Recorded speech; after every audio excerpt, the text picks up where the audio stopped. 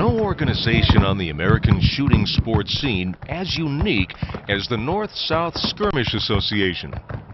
Founded in 1950, the NSSA has over 4,000 individual skirmishers in its 200-member teams. Each group represents a specific Civil War regiment or unit and wears the uniform they wore over 140 years ago. And while the NSSA experience shares many things in common with other Civil War pursuits, it is not a reenactment organization. It exists to compete in the shooting of Civil War period black powder firearms, rifle muskets, carbines, revolvers, even artillery. NSSA member units compete from Michigan to Mississippi to Maine, and they're divided into several geographic regions. Regional competitions are held throughout the summer. The shooting season traditionally begins and ends with the national competitions held each spring and fall at the NSSA home range, Fort Shenandoah, near Winchester, Virginia, where the firing line is more than a quarter-mile long. NSSA competitions, or skirmishes, follow an established format.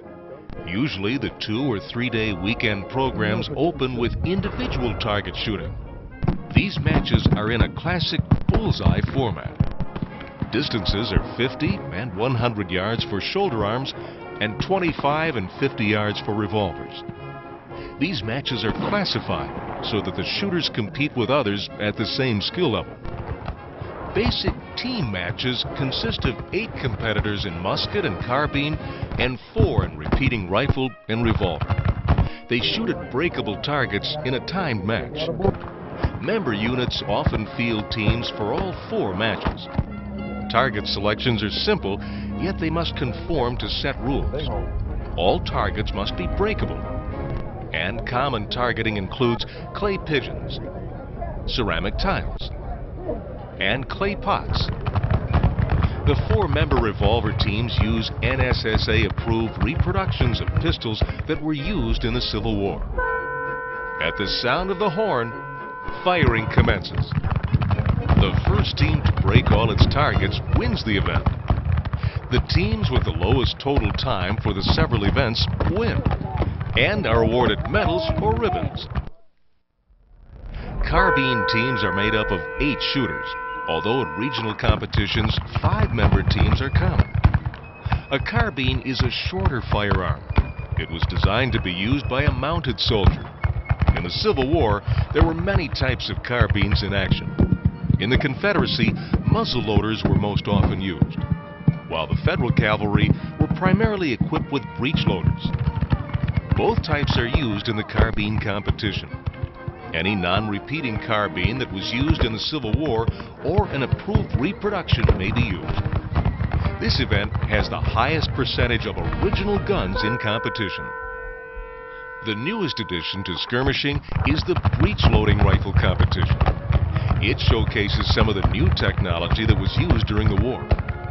Magazine-fed cartridge-firing rifles like the Henry produced incredible firepower.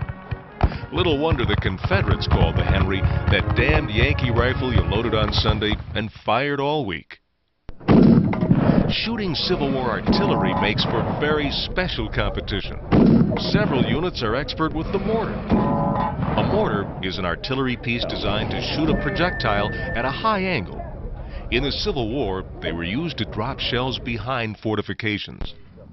Each team's target is a stake 100 yards downrange, where they try to drop their shots in as close as possible.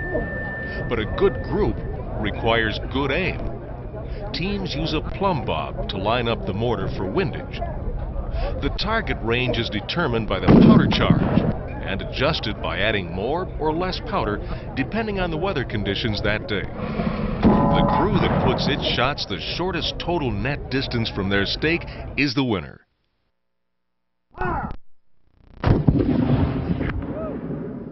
For skill and spectacle, nothing beats the big guns.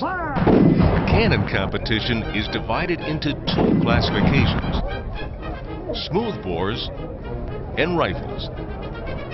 Many of the guns are original pieces made during the Civil War. The cannons shoot at both a classic bullseye and a silhouette of an artillery piece to simulate counter-battery fire.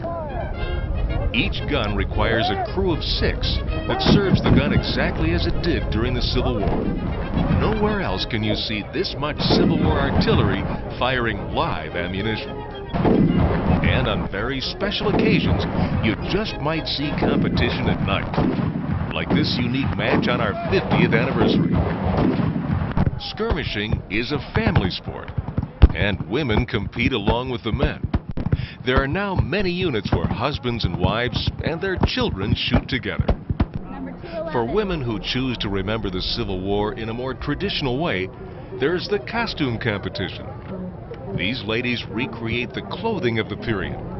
They gather to match their skills and knowledge and give awards for the best reproduction of Civil War period clothing.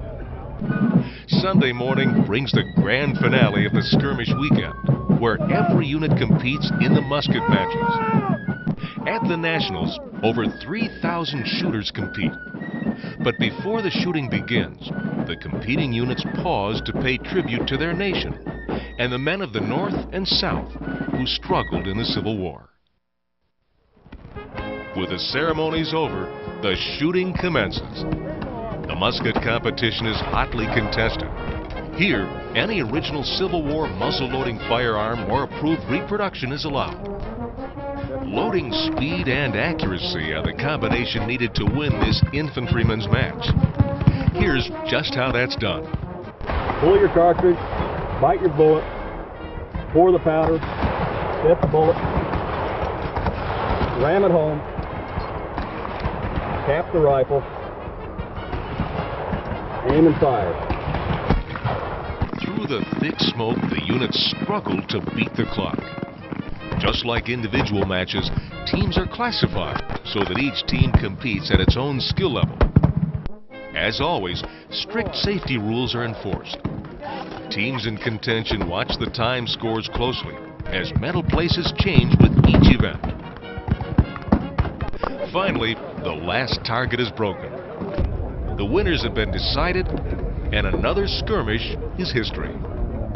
Shooters clean their firearms, break camp, and prepare to return to everyday life in a different century. Skirmishers come from all walks of life, but they're united by a fascination with the Civil War and the thrill of period firearms competition. If you'd like more information about the NSSA, visit our website, www.n-ssa.org.